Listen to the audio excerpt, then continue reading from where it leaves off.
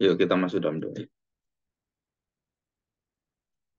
Bapak, kami bersyukur Tuhan pimpin sampai saat ini kami semakin diperkuat dan juga masuk dalam pertumbuhan pengenalan akan firman di dalam Engkau, dan melalui Roh Kudus kami mendapatkan satu kekuatan dan selalu tidak pernah ditinggalkan dan berada bersama dengan Tuhan dan dalam pimpinan Tuhan dalam segala kelemahan kami sebagai orang-orang yang memang perlu untuk saling mendukung dan juga dengan kekuatan bersandar pada Tuhan, hanya bergantung pada Tuhan, maka kami mendapatkan satu hidup yang menyukakan hati Tuhan. Terima kasih Bapak, ajarlah kami untuk selalu mempunyai satu keinginan dan kelaparan akan firman Tuhan, haus akan firman-Mu. Itulah menunjukkan bahwa kami adalah orang-orang yang sungguh-sungguh di dalam Tuhan dan hidup dalam kebenaran-Mu Tuhan. Khususnya hari ini tentang ketidakberdosaan Kristus yang berkaitan dengan pengampunan serta penebusan dosa dalam karya peranan pekerjaan Roh Kudus. Kami serahkan hati kami, ajarlah kami. Di dalam nama Tuhan Yesus kami serahkan doa kami ini. Amin. Oke, kita baca satu ayat firman Tuhan ya, yang berkaitan dengan mengapa Tuhan Yesus harus menanggung dosa. Ya. Kita lihat Yesaya. Ya, Yesaya 53. Yesaya 53. Ayat 1 sampai ayat yang ke-6 ya. Demikian bunyi firman Tuhan. Siapakah yang percaya kepada berita yang kami dengar? Dan kepada siapakah tangan kekuasaan Tuhan dinyatakan? Nah, ini ada di dalam Yohanes 12 ayat 38 ya. Supaya genaplah firman yang disampaikan oleh Nabi Yesaya. Nah, kalimat supaya genaplah itu hanya berlaku untuk firman yang digenapi ya. Jadi bukan yang lain. Kita harus hati-hati memakai kata genap. Jadi menggenapi firman Tuhan. Yesaya mengatakan kalimat sama dan juga dicuplik di dalam kalimat Yohanes 12 ayat 38 yang Tuhan Yesus katakan ini. Tuhan, siapakah yang percaya kepada pemberitaan kami dan kepada siapakah tangan kekuasaan Tuhan dinyatakan? Itu sama ya. Ayat kedua, Yesaya 53:2. Sebagai taruk ia tumbuh di hadapan Tuhan dan sebagai tunas dari tanah kering ia tidak tampan dan semaranya pun tidak ada. Sehingga kita memandang dia dan rupa pun tidak, sehingga kita menginginkannya. Nah, ini berita yang tidak bisa diterima itu siapa yang akan mendengar, siapa yang akan menerima tangan kekuasaan Tuhan. Itu tentang apa yang nggak bisa diterima? Itu tentang rupa Kristus di dalam manusia, di dalam daging, di dalam perbuatan-perbuatan yang ada. Dan itu sulit diterima oleh akal kita.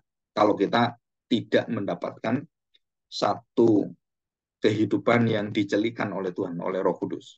Jadi kehinaan yang nampaknya ya. Ia tidak tampan, rupa pun tidak ada, sehingga kita mengingininya, kita memandang dia. Ayat 3, ia dihina dan dihindari orang, seorang yang penuh kesengsaraan dan yang biasa menderita kesakitan. Ia sangat dihina, ditekankan lagi, sehingga orang menutup mukanya terhadap dia. Waktu disalibkan itu ya. Itu sangat mengerikan.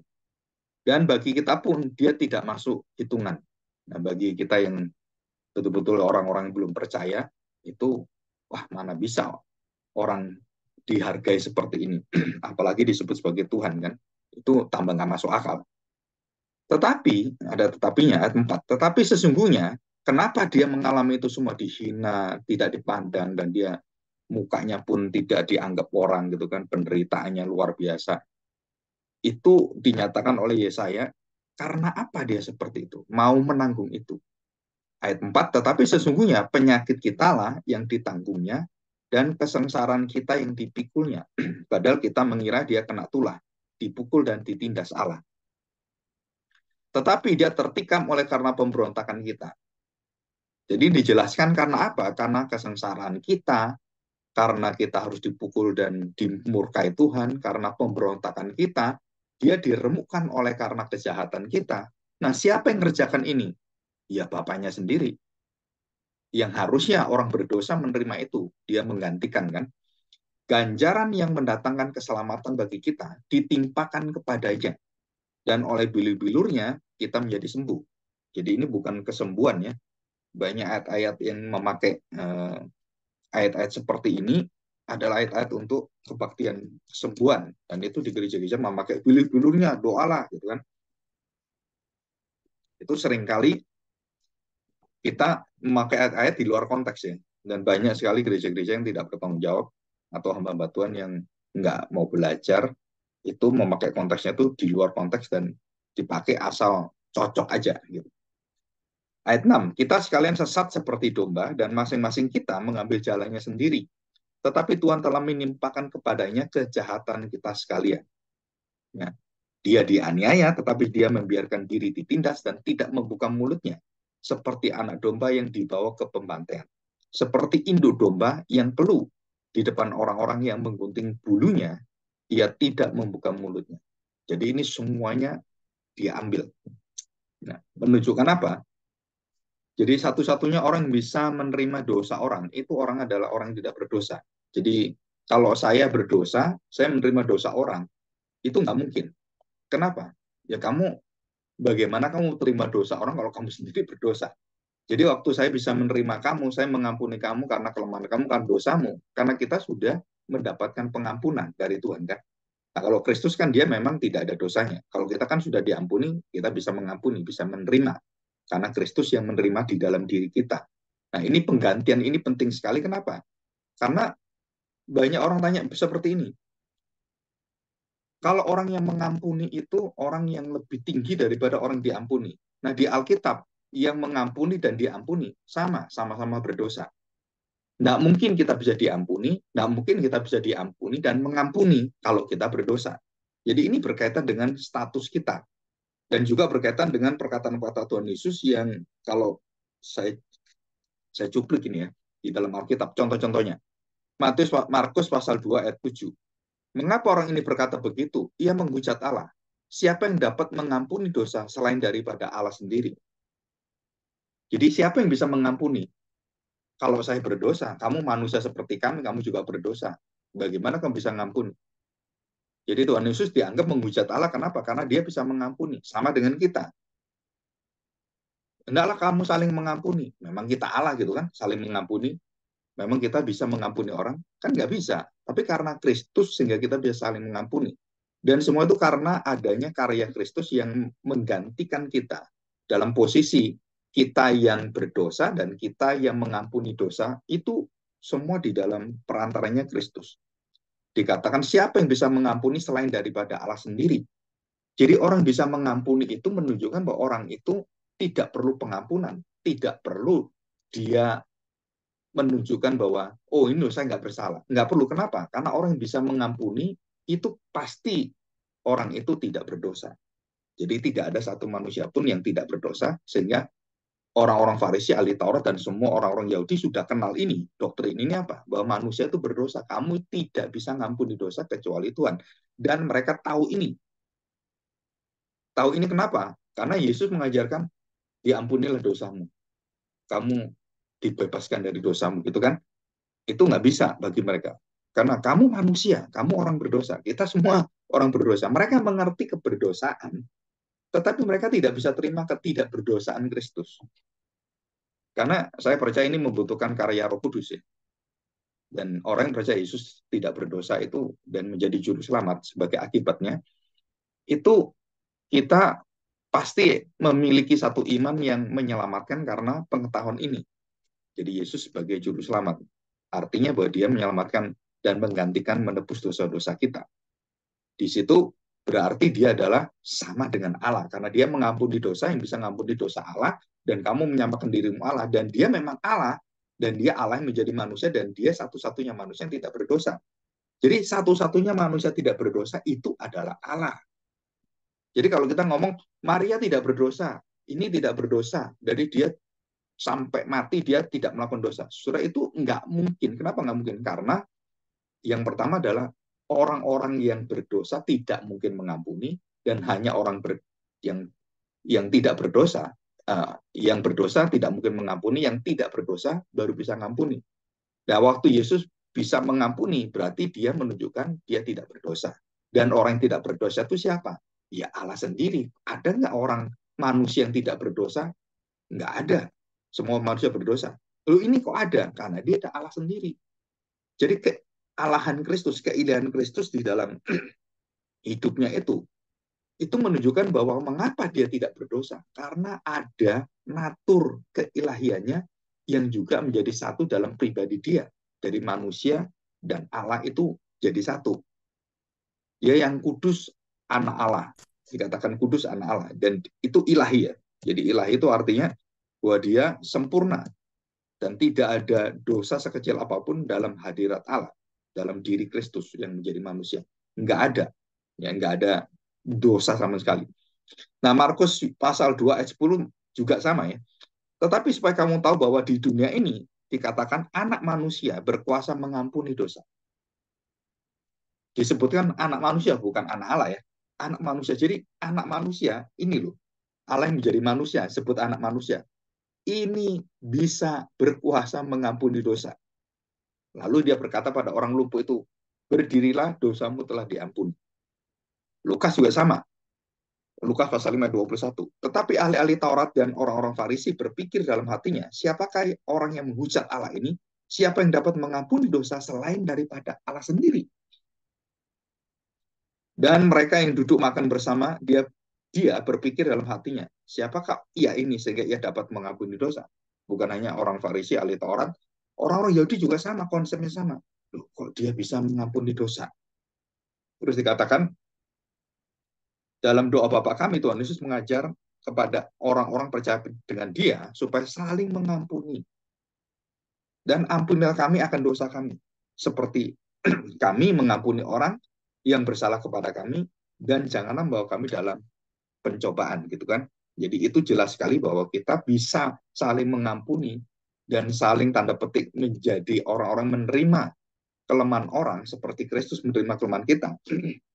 Pengampunan seperti itu merupakan satu anugerah. Jadi bukan diri kita bisa, tapi karena Kristus dalam diri kita yang mewakili kita. Jadi mewakili supaya kita mampu menerima dosa orang itu dan supaya kita memberikan hidup kita kepada orang itu dengan kasih yang Tuhan berikan, dengan kemurahan yang kita bagikan, karena kita memiliki semua dalam Kristus. Nah, berarti kita menjadi serupa dengan Allah, serupa dengan Kristus yang diminta, gitu kan. Nah, kita lihat Lukas 17 ayat yang 4.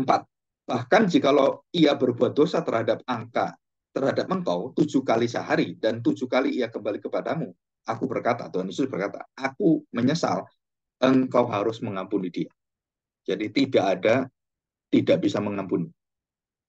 Jadi begini, ketidakberdosaan Kristus memampukan kita mengampuni orang seperti Kristus yang juga mengampuni manusia, gitu kan. Jadi bagaimana Yesus mengampuni manusia? Yesus mengampuni manusia sebagai wujud bahwa dia akan menyelamatkan manusia. Dia menyatakan keselamatan dalam diri dia. Jadi apa yang ada dalam Kristus ini, kuasa pengampunan, kuasa menggantikan orang dalam segala kelemahannya, dan kemudian kita bisa juga menerima kelemahan orang, kesalahan orang, dosa orang. Saudara, itu menunjukkan bahwa Kristus yang menjamin bahwa kita mampu menerima itu sampai kapan? Kristus yang menjamin, bukan kita. Jadi pengampunan itu kelakuan Kristus. Pengampunan itu adalah tindakan Kristus yang ada dalam diri kita, dan yang menentukan bukan saya, tapi Kristus. Jadi artinya begini, pengampunan kita adalah pengampunan yang terus-menerus kan, yang bisa menerima orang dan terus-menerus. Walaupun kita kadang-kadang sulit terima gitu, tapi Kristus menerima itu. Nah, orang-orang yang bisa diterima oleh kita di dalam Kristus itu adalah orang-orang yang juga sama menerima Kristus dalam hidupnya. Dan kita tidak boleh tidak mengampuni. Kita harus mengampuni. Kenapa? Walaupun secara moral ada kelemahan-kelemahan, secara kondisi apapun, tapi kita akan bersekutu seperti kita di surga, juga seperti di bumi. Jadi begini, pengampunan Kristus yang menjamin kita, itu menjadi jaminan bagi orang-orang yang bersalah kepada kita, kita bersalah pada orang, mereka harus bisa mengampuni. Kenapa? Karena itu milik Kristus. Sempurna pengampunan itu. Jadi kita nggak bisa lagi mengatakan, saya nggak bisa, nggak mau ngampuni kamu gitu kan. Tapi padahal dia adalah orang percaya dan dia menunjukkan bertobat dan dia berubah gitu kan. Kecuali dia nggak berubah. Nah, kita nggak bisa ngomong seperti itu. Tapi waktu dia disadarkan dan kemudian berubah, saudara, waktu dia bertobat kembali kepadamu, dikatakan Lukas ini, jika saudaramu berbuat dosa, tegurlah dia, dan jika dia menyesal, ampunilah dia. Jadi ada klausulnya apa? Menyesal. Kalau nggak menyesal, ya gimana ngampuni? Dia nggak menyesal. Bagaimana dia bisa menyesal? Ya dia menerima Kristus. Dia baru bisa menyesal. Nah di situ. Dan Tuhan Yesus sebagai pengganti kedudukan posisi kita dengan kematiannya dan menerima murka itu dalam seluruh menanggung dosa kita, itu menyatakan bahwa ini loh aku jamin. Dan kamu tidak akan lagi kalah dengan dosa itu. Terus kamu kemudian diperbudak oleh dosa itu. Orang yang tidak bisa menerima kelemahan orang, kesalahan orang, dosa orang, saudara, itu sulit sekali hidup dalam arti berdamai dengan Tuhan. Karena dia terus dibayang-bayangi dengan apa? Ah, ini orang kurang ajar. Ah, ini orang ini menyakitkan hati. Nah, kita tidak diperbolehkan oleh Tuhan untuk menyimpan orang-orang ini dalam hati kita melebihi daripada apa yang sudah Tuhan tentukan. Jadi hidupmu jangan kamu membiarkan dosa itu sampai matahari terbenam gitu kan. Kamu harus selesai dan jangan pernah kamu dinaungi oleh kekhawatiran, kegelisahan dalam hidupmu. Kenapa? Karena kita orang-orang percaya yang tahu pengharapan. Dan kita selalu mengharapkan orang itu diberi kemurahan oleh Tuhan. Dan kita mengharapkan seperti itu. Kenapa? Karena itu adalah jalan Injil, jalan keselamatan, Injil kemurahan Tuhan.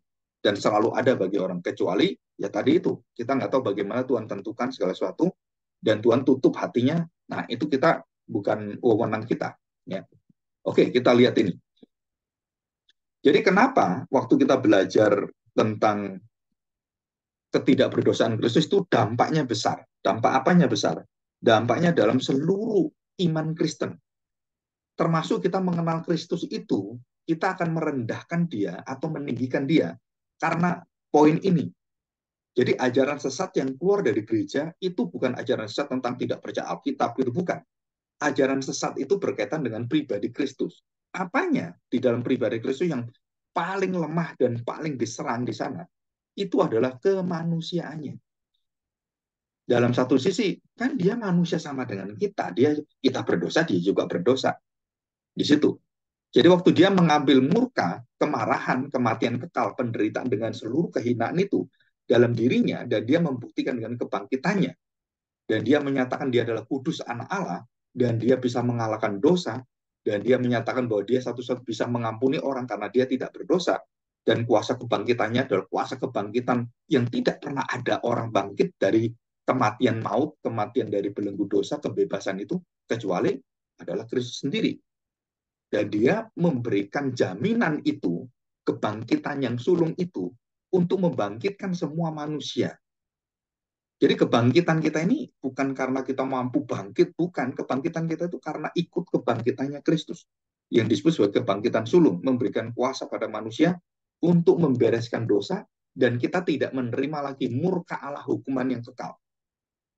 Dan kita akan hidup bersama dengan dia selama-lamanya. Jadi Kristus sumber satu-satunya kehidupan abadi di surga bersama dengan Bapa dan Roh Kudus. Dan dimulai di kapankah kehidupan abadi itu? Ya dimulai dari sekarang.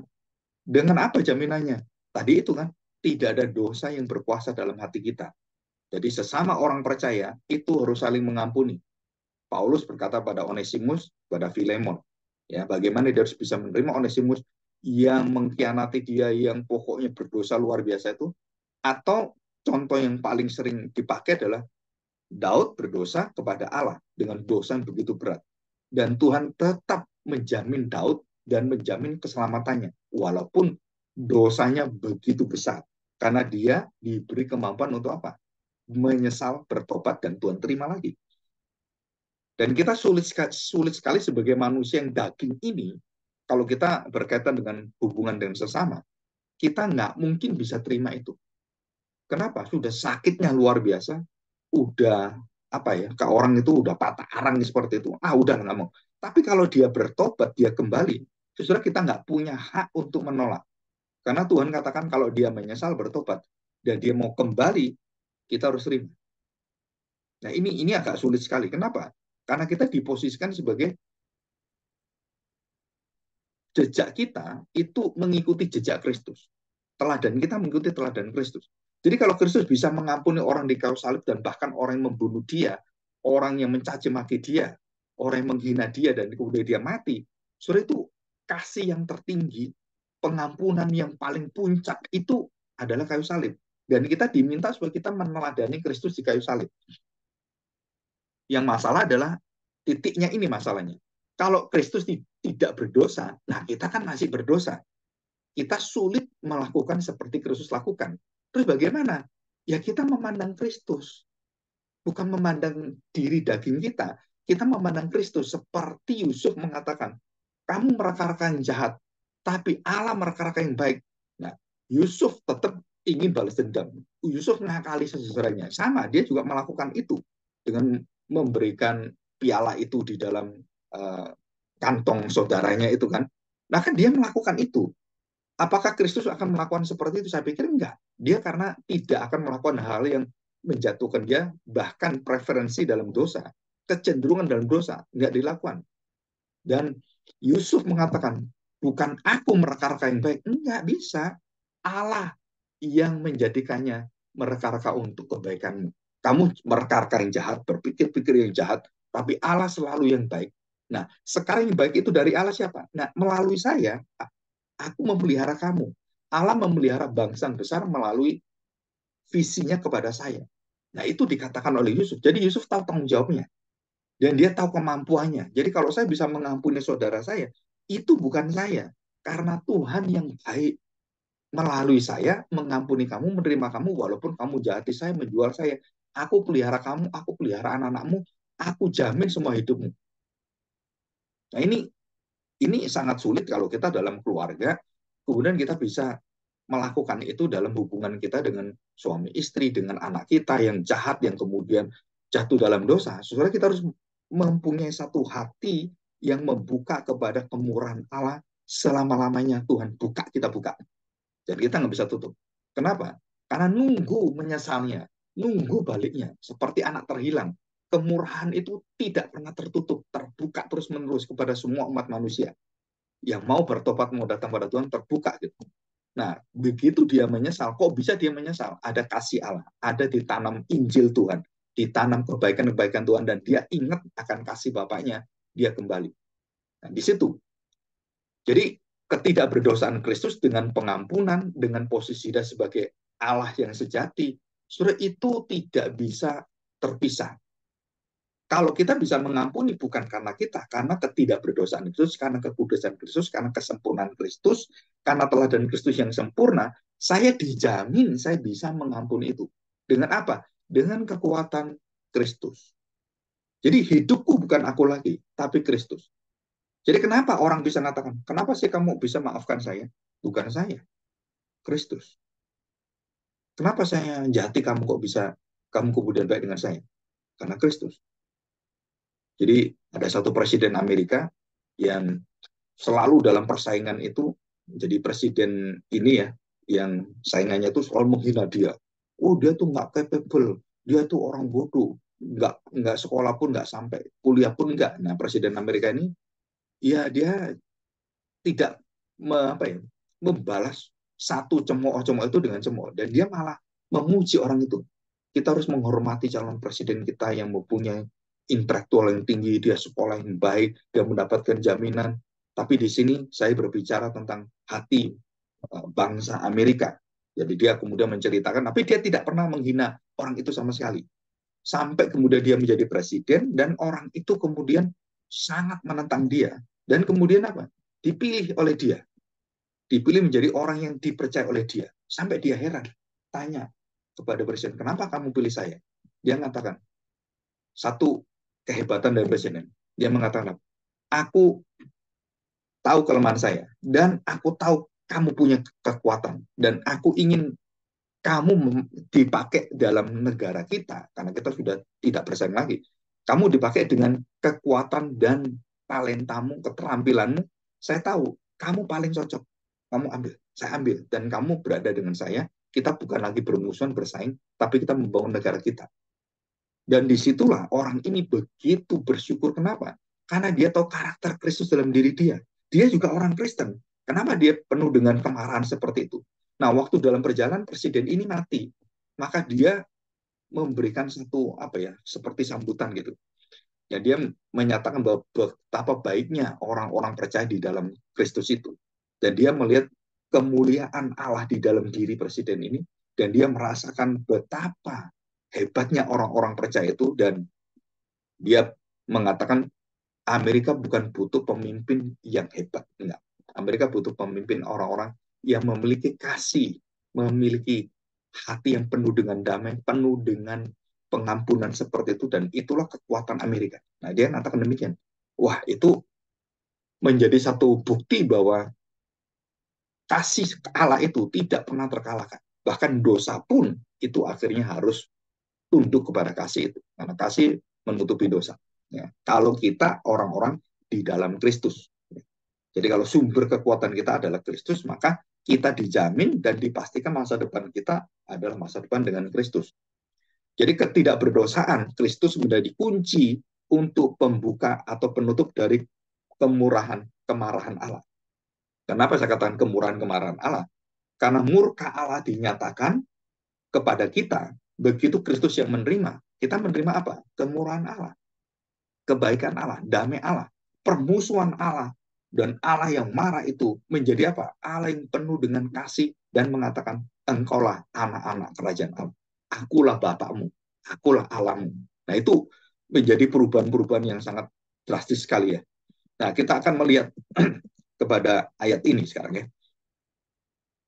Matius 20, kita lihat ya, Matius 20, ayat yang 28. Sama seperti anak manusia datang bukan untuk dilayani, melainkan untuk melayani, dan untuk memberikan nyawanya menjadi tebusan bagi banyak orang. Nah, saudara, kita tahu bahwa kekuatan orang Kristen bukan pada diri orang Kristen. Kekuatan orang Kristen ada pada diri Kristus yang diam di dalam diri orang-orang Kristen. Kenapa? Karena dijaminkan nyawanya menjadi tebusan bagi semua orang yang percaya. Jadi nyawa Kristus itu yang menghidupkan diri kita, yang menjamin kita, dan menggantikan kedudukan kita dalam posisi yang terdakwa, terhina, yang harus mati, dihukum mati, menjadi orang-orang yang menjadi anak-anak masuk kerajaan Allah.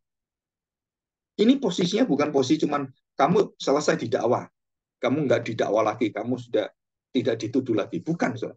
Tapi posisi kita adalah waktu kita menjadi orang-orang terdakwa dan kita dihukum mati dan berada di kursi hukuman mati, dan kita tinggal ditembak, kita tinggal dipenggal kepala kita, tinggal digantung seperti itu kan. Terus tiba-tiba ada orang menggantikan kita, digantung, ditembak, dan kemudian dia mati menderita di sana. Apa perasaan kita? Waktu kita diganti dengan orang itu, dan orang itu berada di posisi kita, dan kemudian digantung, dan dia mati dengan penderitaan yang luar biasa, yang harusnya kita berada di sana. Apa sih perasaan kita?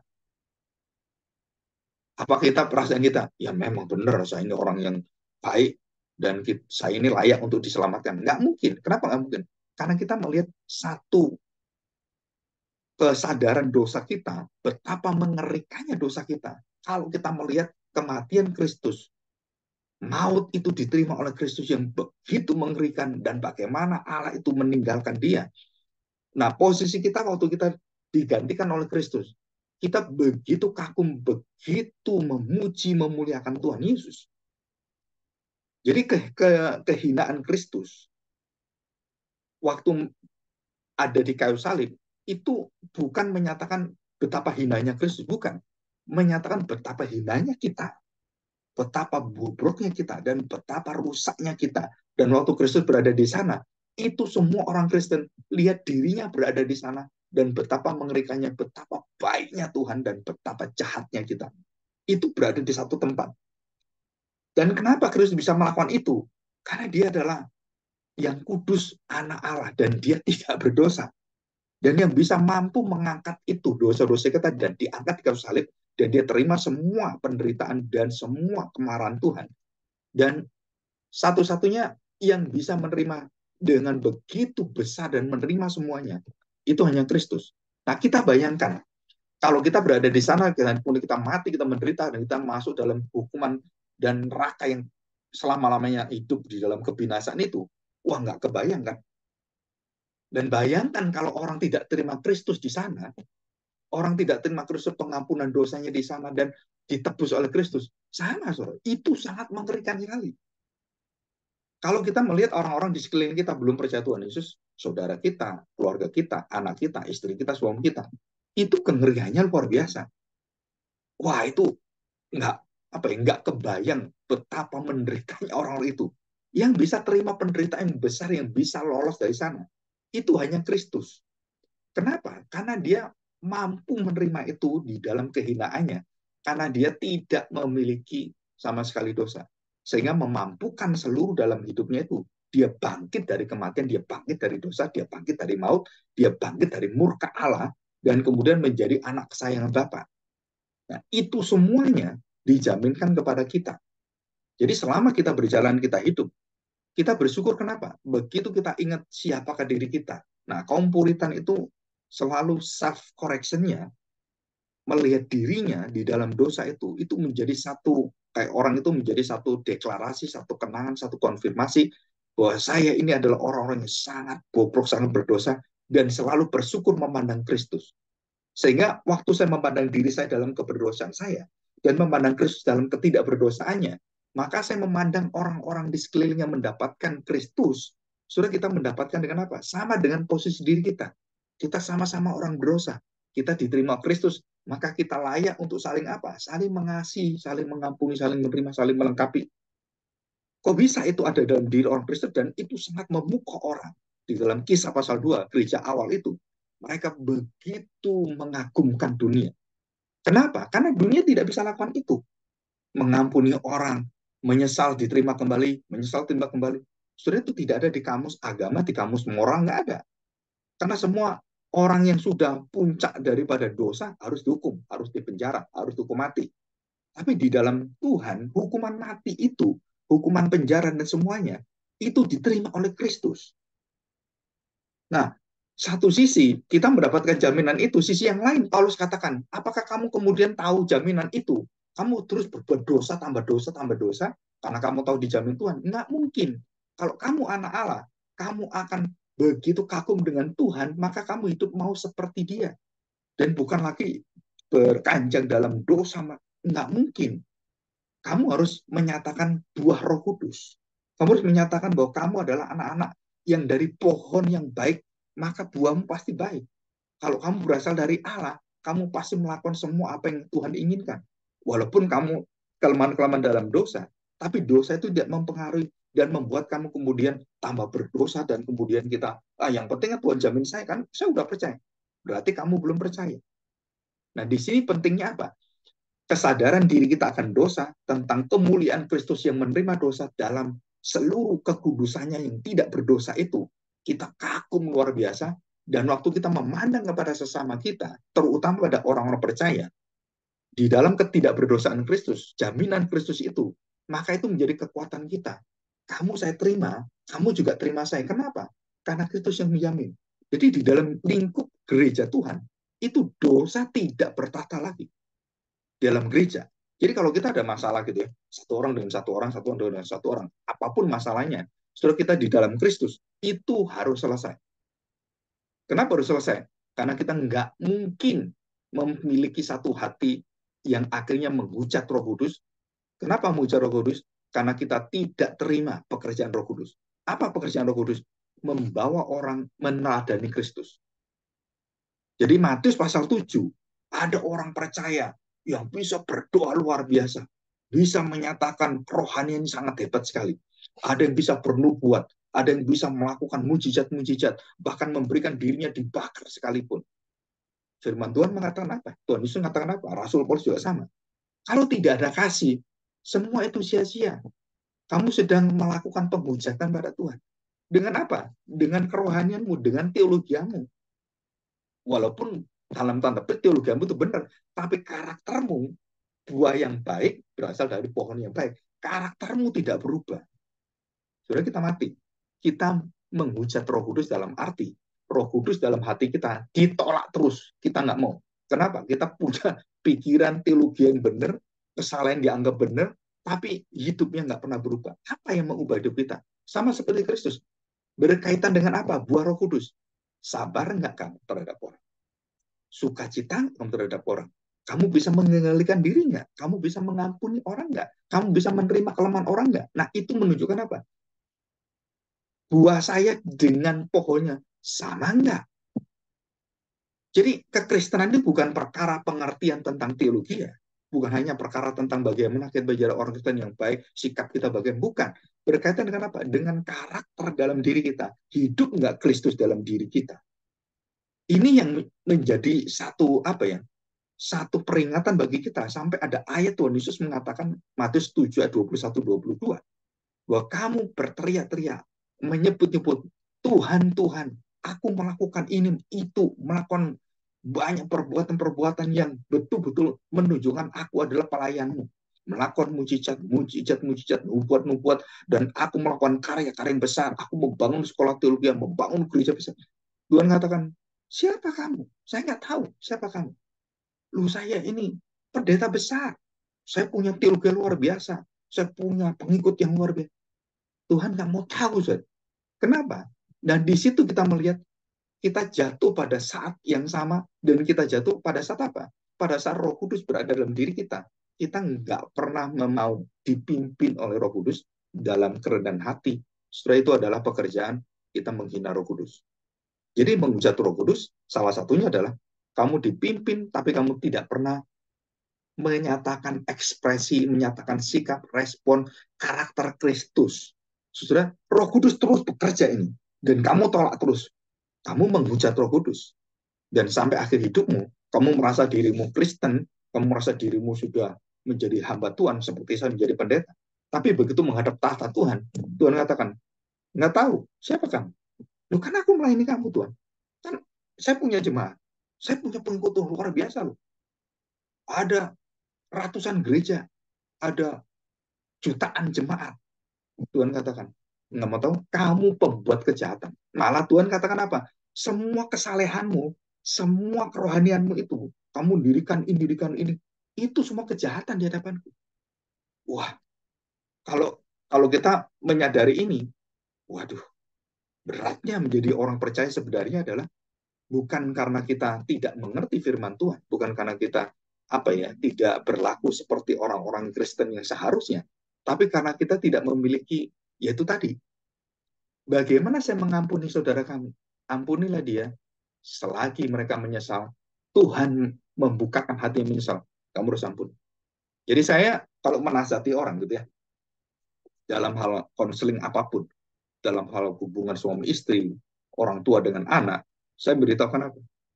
Kamu harus punya hati Kristus. Kalau dia kembali, kamu bisa terima dengan kondisi bisa terima. Kamu harus terima. Dan itu menunjukkan kamu siapa? Kamu anak-anak surgawi enggak? Kalau kamu hanya menerima, mengampuni, baik dengan orang yang baik dengan kamu, hanya orang yang membalas jasanya, yang kamu berikan jasa kepada kamu dan kamu membalas jasanya, kita nggak lebih daripada dunia, nggak lebih daripada penjahat. Tapi Tuhan katakan apa? Selagi kamu berdosa, selagi kamu lemah, selagi kamu melakukan pelanggaran, selagi kamu menghina saya mengampuni kamu, saya menerima kamu, saya berikan kemurahan. Nah, itulah anugerah. Itulah kuasa anugerah yang tidak kita layak kita terima, tidak layak kita terima. Jadi waktu saya dalam dosa, saya lemah. Nah, Tuhan itu melihat saya, Tuhan menerima saya. Waktu saya melawan Tuhan, Tuhan terima saya.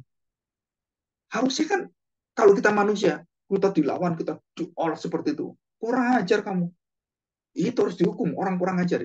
Nah, Tuhan tidak memberikan itu karena Injil adalah berita keselamatan bagi orang-orang berdosa yang melanggar Tuhan, melawan Tuhan, yang hatinya keras. Tuhan bukakan itu. Kenapa? Saudara, karena Kristus. Tuhan membukakan itu dalam Kristus. Dia menyatakan, mengalirkan kemurahannya di dalam Kristus. Karena dia mampu mengubahkan kamu, menerima dosamu, menerima kekerasan hatimu, kedegilan hatimu, kebejatan hidupmu. Dia mau terima. Nah, kalau Kristus terima, kita harus terima. Maka hubungan kita adalah hubungan yang kekal, hubungan yang surgawi. Saudara, ini sangat sulit sekali kalau kita masih memakai ukuran-ukuran kelemahan-kelemahan daging kita. Tapi kita harus tahu bahwa Tuhan memberikan Kristus dalam diri kita. Bukan memberikan perbuatan baik, bukan. Tuhan memberikan Kristus. Dan Kristus memberikan kita Roh Kudus. Supaya apa? Mengawali kita, menyertai kita. Seluruh jejak Kristus itu kita lakukan. Nah, waktu kita bisa lakukan, kita bisa mengampuni orang. Wah, saudara, itu kuasanya luar biasa. Bukan kuasa seperti mujizat-mujizat itu, bukan ya. Kuasanya apa? Saudara, kita menerima satu ikatan surgawi dengan orang-orang percaya, itu yang tidak bisa dikalahkan oleh iblis. Tidak bisa dikalahkan oleh belenggu dosa, oleh dosa-dosa di dalam hidup kita yang mengikat kita. Itu akhirnya bisa terlepas. Dan yang bisa melepaskan siapa? Ya karya Kristus. Jadi kita bersyukur di sini. Kenapa? Karena Allah itu sempurna. Jadi finalitas Kristus yang tidak berdosa dan menerima dosa kita, itu masuk dalam finalitas keimaman agung Kristus. Nah, nanti kapan-kapan kita bahas ini. Jadi semua imam besar, siapapun dari sejak mulai ada keimaman, dari Harun sampai kepada Zakaria yang terakhir menjadi imam itu, ya Zakaria itu menjadi imam, saudara, dari awal sampai akhir ini, semua imam itu mempersembahkan korban untuk dirinya. Jadi imam itu sendiri berdosa, dan imam tidak bisa menyelamatkan orang. Semua imam itu harus sadar bahwa dia orang berdosa. Semua pendeta itu orang berdosa. Jangan pernah sekali-kali sombong, dan kita kemudian menjadi orang yang penghakim orang, terus orang melihat kesalahan orang, menuduh-nuduh orang. Saudara, kita harus membuka. Hai pendeta-pendeta yang di dalam kesesatan, dalam ajaran salah hidup enggak kudus, kembalilah karena Tuhan memberikan itu. Nah, suara kita suara Injil, bukan suara Tuhan Yesus di akhir zaman. Matilah kamu pendeta. Bukan itu, Sir. Walaupun kita perlu juga menyatakan satu peringatan-peringatan dari Tuhan kepada orang-orang yang berdosa, termasuk hamba Tuhan.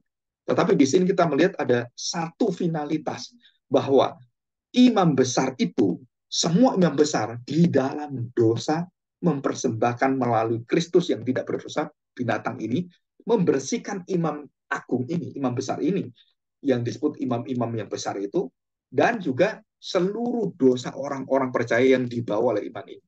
Nah, hanya Kristus yang membawa persembahan yang begitu sempurna. Kenapa? Karena persembahannya yang dia bawa sebagai imam adalah dirinya sendiri, bukan domba di luar dirinya dibawa persembahan. Wah, ini domba ini tidak bercacat, tidak bercela, yang baik, yang sehat, kemudian yang tidak ada semua nodanya. Nah, ditaruh di situ, baru imam itu membunuh, membelah gitu kan, memotong kepala dari tubuhnya, darahnya dipersembahkan. Ini tidak. Finalitas keimamatan Kristus adalah keimamatan yang agung dan yang sempurna, dan tidak boleh ada di gereja, baik itu paus Roma Katolik atau pendeta-pendeta, yang menggantikan Kristus di dalam gereja. Menjadi apa? Imam agung kita. Nah, saudara, ini sangat penting ya, di dalam gereja yang penting. Karena banyak orang yang akhirnya tidak percaya pada Kristus sebagai imam, dia percaya pada pendetanya, dan dia begitu dipengaruhi pendetanya, dan dia melihat pendetanya sebagai imam yang menggantikan Kristus. Dan itu semua jemaat yang memiliki hidup seperti ini, itu tidak pernah mendapat jaminan keselamatan. Walaupun dia percaya pada Tuhan Yesus dalam arti karena percaya ikut-ikutan. Tapi kalau dia tahu bahwa Kristus tadi dan mengubah hidupnya, dia bisa mempunyai karakter itu. Nah, barulah orang-orang ini sebagai orang-orang percaya yang diselamatkan. Tanpa adanya buah, tanpa adanya hasilnya yang betul-betul dinyatakan, maka pohon itu tidak ada dalam diri dia, pohon yang baik itu. Saudara, ini satu tantangan bagi semua iman Kristen sebenarnya. Finalitas keimamatan agung yang tidak berdosa, yang mempersembahkan tubuhnya sendiri, bukan binatang.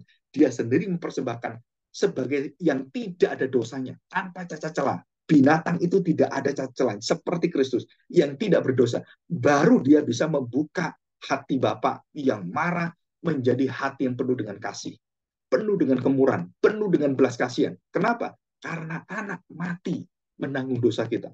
Jadi tidak ada jasa sama sekali dalam diri kita. Kenapa kita diselamatkan? Karena kita baik, karena kita orang yang pintar, karena kita orang yang rajin ke gereja. Enggak ada itu. Jadi ini semua sepenuhnya adalah karya Kristus. Jadi Bapak hanya melihat anak, yang percaya kepada anak, Bapak selamatkan. Yang menghina anak, Bapak binasakan. Dan termasuk kita. Ya, kita kalau percaya pada Kristus, maka orang-orang yang percaya, karena pohonnya baik, pohon keselamatannya Kristus, maka semua buah sebagai orang percaya, sudah kita harus juga menyatakan kebaikan-kebaikan Tuhan. Dengan apa? Yaitu tadi, perkara tentang dosa. Nah, ukuran kekristenan yang sejati adalah berkaitan dengan perbuatan dosa yang ada dalam hidup saya dan hidup kamu. Bagaimana sikap kita di dalam dosa? Ini puncak daripada kehidupan rohani Kristen itu berkaitan dengan apa? Dengan dosa. Kalau dengan kebaikan-kebaikan, saudara, orang lain bisa tahu. Tapi berkaitan dengan dosa, tidak ada satu ajaran moral, hikmat manusia, agama yang bisa menyelesaikan kecuali Tuhan Yesus. Dan ini adalah finalitas Kristus di dalam keimamatannya agung, dalam hal apa? Ketidakberdosaannya, dan seluruh tubuhnya sebagai anak domba dipersembahkan. Nah, barulah ini bisa membuka pintu tingkap-tingkap langit dan keselamatan itu datang melalui dia. Ya, jadi kita bersyukur kita bisa belajar ketidakberdosaan Kristus dan keberdosaan kita, keberdosaan orang lain, bagaimana kita disatukan, dan kita melihat keimamatan Kristus di dalam ketidakberdosaannya itu final, dan tidak ada imam, tidak ada pendeta, tidak ada paus yang menggantikan Kristus, karena semua manusia dalam dosa. Ya, jadi di sini kita melihat, jadi Kristuslah imam agung kita, dan bukan siapa-siapa. Nah, ini saudara penting ini ya. Jadi supaya kita tidak gampang terpengaruh dengan figur-figur manusia yang maupun pinter maupun hebat, bertalenta, jenius. Saudara, kita tetap mereka adalah orang-orang yang cacat, orang-orang yang berdosa, dan hanya Kristus. Nah, kalau kita bisa memandang ini, sudah hidup kita, iman kita itu teguh dan kuat karena Kristus menjadi ukuran kita, kekuatan kita. Ya, oke. Mari kita berdoa, kita bersyukur di hadapan Tuhan.